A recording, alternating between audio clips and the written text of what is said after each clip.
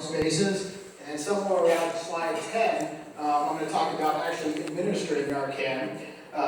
So making Narcan available, widely available, is one of the state charges. So before getting started, if you want to put it in your public spaces, you need to have that conversation with your policymakers and your public administrators. Next, you need to find out where are we going to put Narcan and what locations. Is it our libraries? Is it other public buildings? Is it just in our public health facilities, in our clinics, our dental clinics, so on and so forth. So you've got to decide where in your jurisdiction that would most make sense to put the Narcan. So how do we find this out? The best way to do it is to look at your EMS data, look at your fire department's data, look at your police data. Where are they responding to? In Forsyth County, we thought our library was a hotspot. We pulled the data, and our EMS agency only responded to our library 12 times out of that year, and only once or twice was for some type of overdose event. So the next thing you need to consider is who do you want administering the Narcan in your facilities? Is it the public? Is it just your public health staff that is medically trained? Is it your staff overall? Think about your staff that work out in the community. For us in public health, our environmental health specialists are out in the community, and they may come across an overdose. Next is, where in the buildings do you put the Narcan kits? Is it, if you have a medical clinic, is it on the medical carts? Do you embrace that AED concept and put it by your AEDs, or could you put it in public restrooms in a secure space? So, additionally, who else do you need to consult with regarding this? Who do we need to talk about? Talk with our medical directors, our risk managers, our attorneys, the people that run the building services. All should be in those conversations as we're making these decisions where we're going to put those in the building. Am I standing in front of this? I apologize. I just realized something was all right.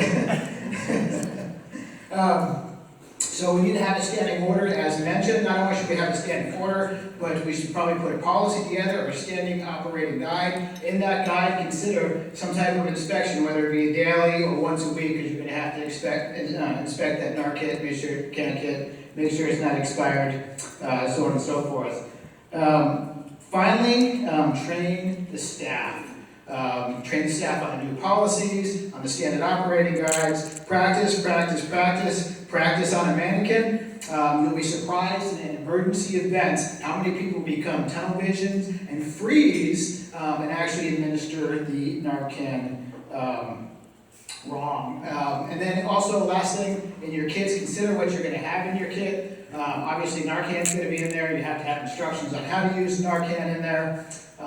Maybe a mask, gloves, some sanitizing equipment, and maybe a sharps container if you come across the sharps. So now I'm going to quickly transition and talk about how to administer Narcan. Quick show of hands, I got 20 seconds. How many people have done Narcan before?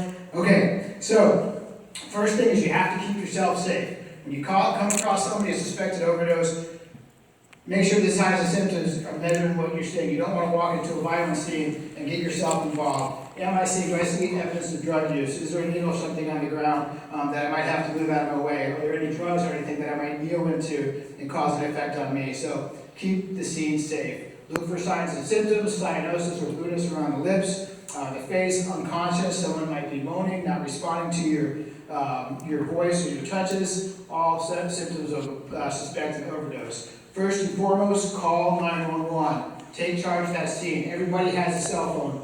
You, call 911, all right? If you have your cell phone, use it. Call 911, put it on speakerphone. The 911 operator will actually hopefully walk you through the remaining steps. If you have to leave the scene to call 911 or get the Narcan kit, you want to take the individual, turn them on their side, put one arm up, another arm underneath the chin. What that's going to do is kind of keep the airway a little bit open, but if they vomit, it'll actually go out their mouth. They won't aspirate and become sick later with some type of pneumonia.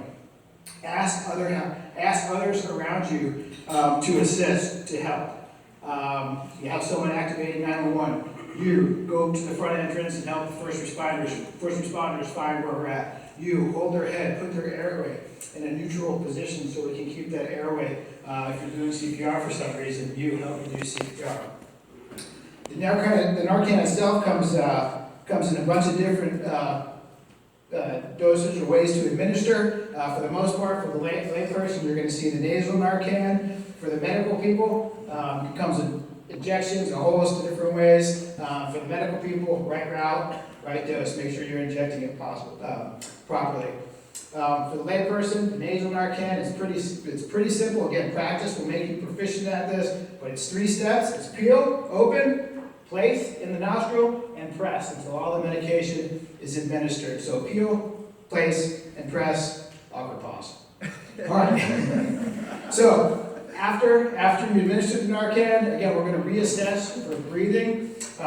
We're going to check the pulse. If someone's not pulsed, start good CPR on that person. Get that Narcan. The heart's got a pump to deliver the Narcan. Hopefully that Narcan, your pump in the chest will get the heart going again and will revive that individual.